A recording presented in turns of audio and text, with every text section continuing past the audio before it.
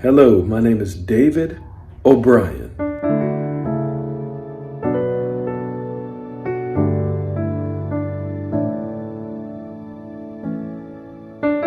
And I'm here for your success in the areas of purity.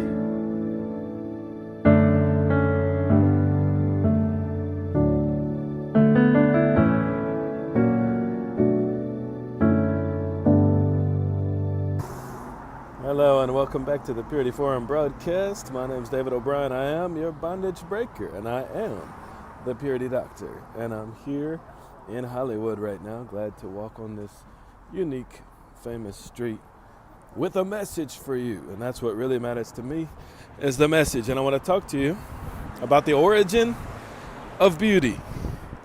Beauty comes from God. Beauty originates with the Creator, God, for He is beautiful beyond description. I think of the book of Psalms in the Bible, Psalm 27.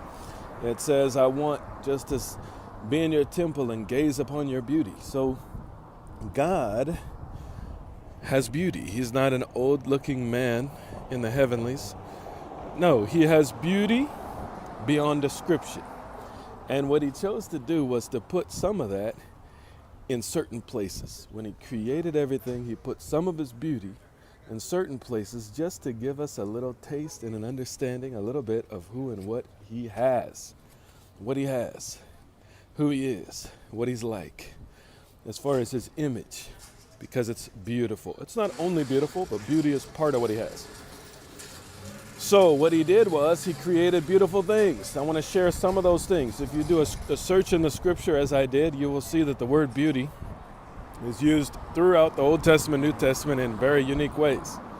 And it really expanded my thinking when I did this, because I came to understand that whereas I had thought that God made men handsome or strong, really, I thought He put His strength into men and beauty into women. I realized when I looked in scripture that that's not true.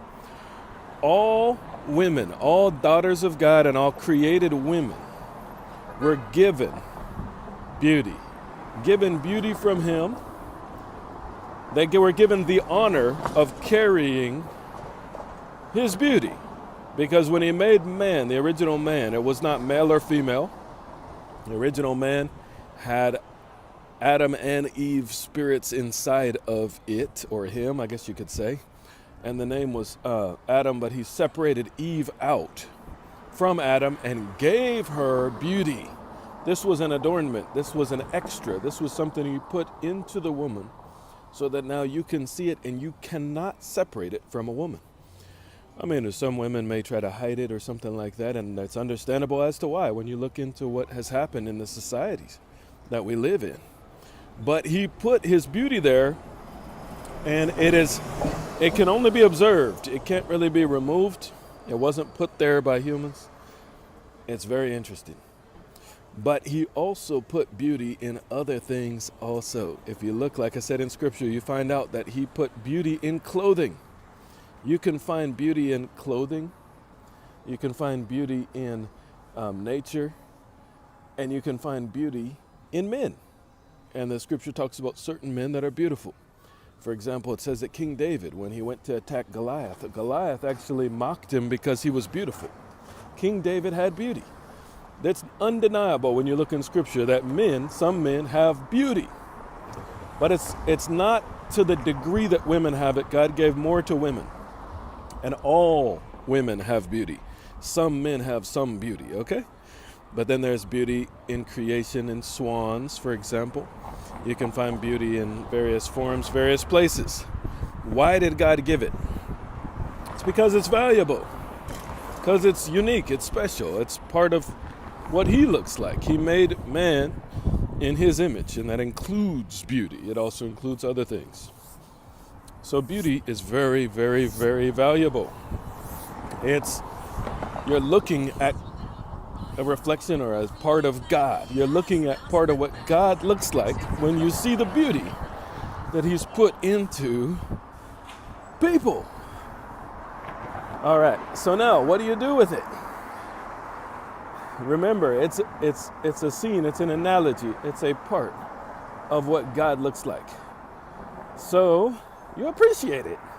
You appreciate it. Beauty is to be appreciated. Beauty is to be recognized.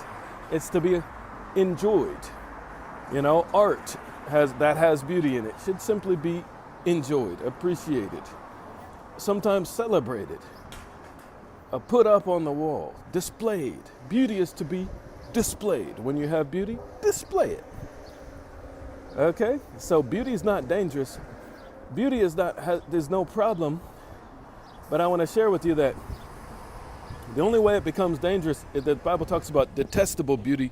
That's beauty that's used to trap people or hurt people or distract people from God. See, God gave beauty. The purpose is to show a bit of what he looks like. But it's possible to take that, which should make us think of God, or at least understand God a little bit, and actually make it the end, and that becomes a dead end. It's possible to take the beauty that he put into anything and turn it into an idol, as if it's God. No, it's not God. It's just carrying a little tiny, teeny bit of what God looks like. No, we're to worship God and appreciate beauty and recognize the value. It's very valuable. But God actually has something better than beauty. You see, beauty is the image. Beauty is part of, I should say, the image of God, the Creator. God created beauty. He created cuteness. He created all kinds of good stuff. Everything good you can find in nature came out of God. However, it is image of God, not likeness. There's the image. There's also the likeness. The likeness of God. The likeness of God has to do with what he is, his character, his inner being, his heart, his love, all those things. That's the substance. That's the important substance that he is. And that's the higher value. Beauty is the image, part of the image. But the likeness he gives to us also in relationship with him. We have the ability to have that and to show that also. And that's the inner beauty.